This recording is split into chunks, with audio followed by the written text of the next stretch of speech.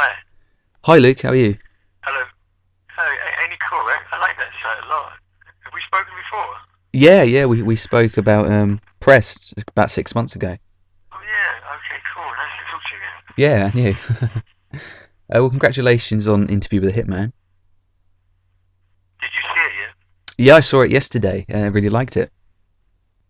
Oh, thank you. I like it too. I was happy with it. I think it's a really kind of an interesting picture. I mean, when I first saw the first cut, it was getting there, and then we all, we sat around and we had a lot of notes, and I saw the new cut, and I think it's kind of cool. Absolutely. I remember you mentioned the film when we last spoke, and you actually compared it Yeah. to Prest as a drama, as opposed to an action film, of which you're quite synonymous. And I agree. I mean, I think like Prest, it's an internal story and focuses on the character's kind of evolution as a human being. Yeah, I mean, for this, I think it's even more of a character piece than than Prest. I think, for me, I think this is more stylistic, and I think from a guy's point of view and girls, I think it's quite a melancholy movie. Um, Yeah. and I liked it because, unlike Prest, it was definitely good at what it was, but it probably could have done with a little bit more money, and I think it was trying to have some payoff that maybe didn't show up. But at the same time, still really well done. But this film is, I think it's meant to be the size it's meant to be. I think it's quite, again, it's not modest. It's kind of edgy, stylish, if you know what I mean. But it's very melancholy, which I really really enjoyed. Yeah. And it was just, I don't know. It's like, I think the Hitman feels authentic. I think all guys are like. I mean, I hear a movie, I see the word Hitman. I'm interested. I want to know what it's about. But Yeah. it's kind of a thinking man's version of that normal story that we get to see with these assassin kind of things. Yeah, certainly quite a dark story. And the fact that love is a catalyst within, ramifications of. I think it's kind of really unusual to put that element in a movie about a hitman. I think it was a really smart script, and I was Absolutely. happy with the movie. I actually really think it's kind of cool. So what actually attracted you to the character of Victor? I guess it was just because he's quite a wordless character, so I knew immediately. As soon as you don't really say a great deal for long periods of time, you took a very, it means immediate has to be internalized because most people aren't going to get him. So I knew that would be challenging. But then I also loved the fact that debate at the end. I was like thinking, how does this man ever become redeemable? How does he redeem himself in any way? And at the end of the story, I kind of felt some kind of sympathy for him, which felt kind of like a debate for me. I'm thinking, well, that kind of feels like I shouldn't, Yeah. but I do. And um, that twist at the end, Bethesda, I didn't see it coming really, and I just thought, okay, this is really, there's like a, and also with the director and it being a valid kind of part of both the title of the movie and the interesting kind of voiceover throughout, like narrative throughout the film. Everything's there. It feels quite valid. You know what I mean? Like it feels like it should be there, Yeah. and it's not just for It doesn't. It's not sensationalized. I mean, every character that's there is there for a reason. I think it seems. I don't know, like a thinking person to watch. You know what I mean? Like, In a sense, it's good that you have to. I think it was. Sorry. No, go ahead. No, I think that it was just an enjoyable read. Like I remember reading, I was sitting drinking a glass of wine, and I was kind of lost in it for a while, and I felt just I don't know, a loneliness when I was reading it. I thought, wow, I'm feeling this from the page. So I just wanted to see if I could make him seem kind of stoic in a cinematic sense, but let it be driven by loneliness or kind of, if you like, isolation and kind of almost a dysfunction, opposed to just trying to look cool. And hopefully we pulled it off. Yeah. I think it's good when you always have to think about a film once you've watched it, or even during, because I mean, there's not enough films being made today. I don't think that they really kind of connect with you, and once the credits have rolled, you actually have to sort of digest what you've just seen. Yes, exactly. That people keep saying, well, what do you want people to take from this film? Like, whatever they want, but as long as they're actually saying, well, should she have done this or shouldn't that or whatever, and like, you know, man, I guess it was if he hadn't had this when he was a kid, blah blah blah, whatever the debate would be, or should she have killed him or shouldn't, whatever. I think it's I don't know. It's nice, like you say, to hopefully it will just inspire a couple of conversations after the movie finishes, rather than what do you want to get to eat, you know. What I really liked I again, hope so. Yeah. Oh, I'm glad, brother. I appreciate that. Thank you. Well, I really liked, again, comparing the film to Prest. I mean, there's brief moments in Interview with a Hitman where it's just your character by himself and there's no dialogue. And like you said, your character is actually a man of a few words throughout the film. But I think in these kind of more intimate moments, they're far more telling of him as a character and the changes in his mindset than the scenes he shares with other characters, where he's putting on a more kind of cold and calculating front. Yeah, I mean, that's the thing. That's what I said about wanting to generate a stoic kind of energy from him based upon, necessity or even just thought process or just kind of discipline or even a self-preserving way, like both emotionally and physically, but also for his own demise. Like he lives with the concept that somebody could be, wanting him as dead as much as he has to do that to others. So Yeah. there's no real time, there's no room for him to stand out. It's a constant calculation in his life. So I don't know. I don't know. I think this one is more of a character study than the previous one, but the Prest, I should say. But I definitely enjoyed making it a great deal, and so much so that the producers and I are thinking of doing. There's another movie we're planning on doing in November, but Oh, excellent. no, I'm happy with it.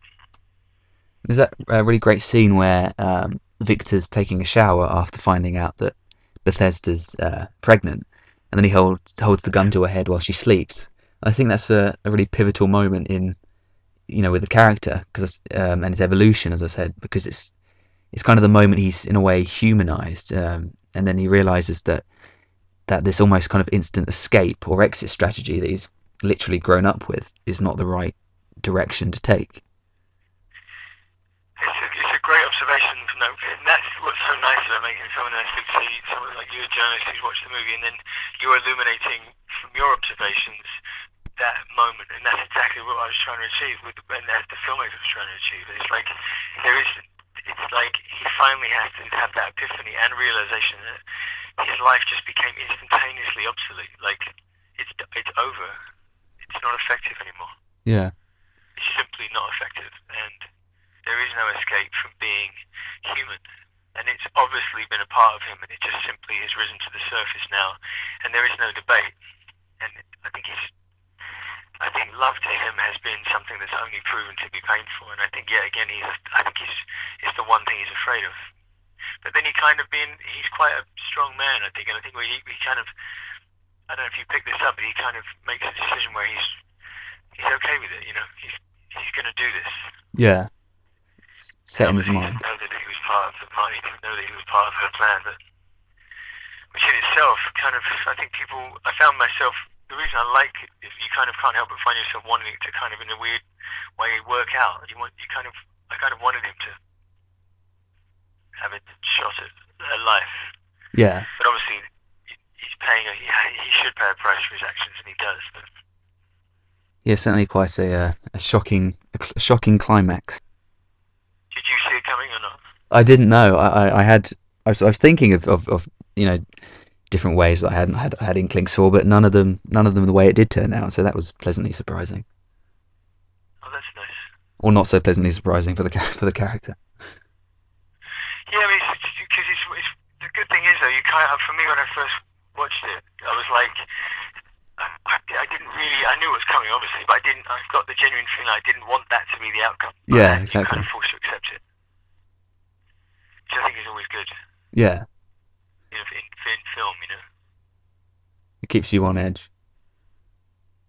Yeah, I mean, if you're given a conclusion that makes sense, but you're kind of, fuck it, I don't want that character to, I don't want their demise now. You kind of get to a point where you're invested in them. But it's not a debate because that's what you've been delivered. You're kind of forced to kind of accept it.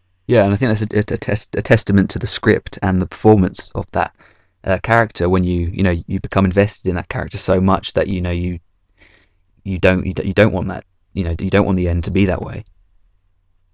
Right, exactly. So I'm hoping that people feel that way. It's going to be interesting to see, how the film's received. Definitely. Like, I once read somewhere that you enjoy playing anti-heroes the most because they have so much depth. I'm inclined to agree because often often heroes and villains, they can be quite one-dimensional. But I think with anti-heroes, I mean, they simply wouldn't work as characters if they weren't, really, well written. And in the case of Victor, seeing him as an anti-hero, I mean, he really does have a well-defined character arc. Yeah. I mean, the thing is, we actually see his backstory, so it's kind of always nice when the backstory's not just in the mind of the actor. The audience gets a sense of that. Yeah. So they carry that with him, and that's why I decided to play the scene with Sergei when I kill him. I said to the director, this is, just so you know, this is heartbreaking for me. And my instinct, if I'm acting truthfully to the scene and how it feels to me, and because I don't substitute, I'm basing it on 100% of how I feel about the scene. I said, I am devastated by this. I'm devastated by the fact that I would have bet anything that he wouldn't be the one that shows up. He might be asked to, and I'd accept that. And he may come and say, look, I'm going to have to do this at some point, but you've got to get out of town, you've got to go, you've got to get out of here. But to actually just relinquish all kind of courage from his part and come and kill me, or try to come and kill me, what I said is devastating to me. He said, okay. I said, because I want to, and that's why when I cried, when the tears dropping out my face, I said that way when people see me later in the story, they'll know that that's in there. That's what's going on. Yeah. He may look contained, but that's what he carries with him. And thankfully, he was happy with that choice. So Interview with a Hitman, I believe, is only your second British film in your career. Yeah, two now. Two, yeah. So you do a lot of work over in the States and Canada. So what was it like coming back to England for production? It was nice. I mean, I'm at the point in my career where I'm kind of waiting, I guess, for that British kind of work that's out there. And I think what's happening is younger filmmakers that don't really give a shit about the band are like, well, I like him in this film and I like him in that film, I'd like him to be in my film. I think that's what's happening slowly. Whereas, say, being in a band 15 or 20 years ago is irrelevant. Yeah. But being back now with younger filmmakers in the UK, where I think our talent here is huge, like both on and off screen. We've got some of the best technical crews in the world and wonderful actors. It's just nice being back, and also I've been known here a long time, and I get treated ridiculously nicely. So it was just nice to be in my home country for it will be just a few weeks, but it was still really lovely. I was here for a month, and it was shooting a project here rather than just, normally I'm here occasionally for promotion, but very rarely now. Yeah. And because obviously the studios normally fly people over to the States, but I for many reasons just saw people, family, filming, just hearing the accent, silly things like that, just hearing people speak with the same accent every day was just a treat. A real treat. It's things that you wouldn't even think about, but when you're away for 10 years, you hear it, it's just something really lovely about it. Yeah, little things. Yeah. So what are your thoughts on the current state of, the British film industry? I'm kind of mildly aggravated about it because I just don't think it's good enough. I don't think the incentives are good enough for filmmakers which are aspiring to do exactly that. I think there's not enough incentives for tax breaks. I don't think there's incentive for the price of like permits and getting permission and the red tape, and whether you need a street blocked off. Like you never get a police officer to do that here because they think it would be below them. Yeah. The truth is, it's like film is. Look at the days of Pinewood when it was huge, and the old British film industry was massive. Oh, yeah. And don't get me wrong, I think we have amazing talent, but I wish we had a bigger presence as far as what's being released right now, because I think, just frustrating, I guess. I just don't think it's assisted by, the government, I guess. But it should be more assisted than it is. It's great to see the film get theatrical exhibition over here. I mean, last time we discussed, and when I spoke to you in January, I think it was, we discussed the strength of the home entertainment market. But I think it presents I think it presents a really great opportunity for fans of yours in the UK, from who know you best from your musical past, to kind of catch up with your career as an actor. Yeah, I mean, you know how hard it is now to get anything out theatrically. Oh yeah. It's really difficult for non-studio movies, and this is a select release, so I guess they got to go look for it. But at the same time, it's I don't know. I just think it's like you say, it is a good opportunity to do that. But I think most of them are fairly aware. But for me, it's more a case of the people that don't have a clue that maybe something like this might be the first thing they see me do, and I'm happy with that. It's still a good introduction either way, you know. Yeah. Open the doors for them to see the rest of your work. Yeah, yeah. I mean, like whether it be the Hellboy stuff or maybe the bigger movies or even some of the funnier ones or whatever. But who knows? It's always nice. Film is great because a film like this, you find yourself suddenly with a demographic that you didn't even have before. Yeah. So I think this is a very much of a. I don't think it's just a boys movie. I think it's just a personal movie. You know what I mean? I don't think it's like a dude flick. I think it's just a kind of a thinking person's flick. And so I don't know if that's accurate. Maybe I'm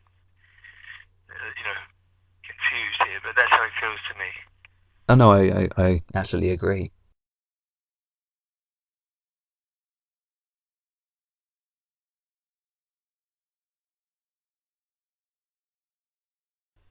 Okay, so the film was written and directed and produced by Perry Bandel. I think I hopefully pronounced his surname right there.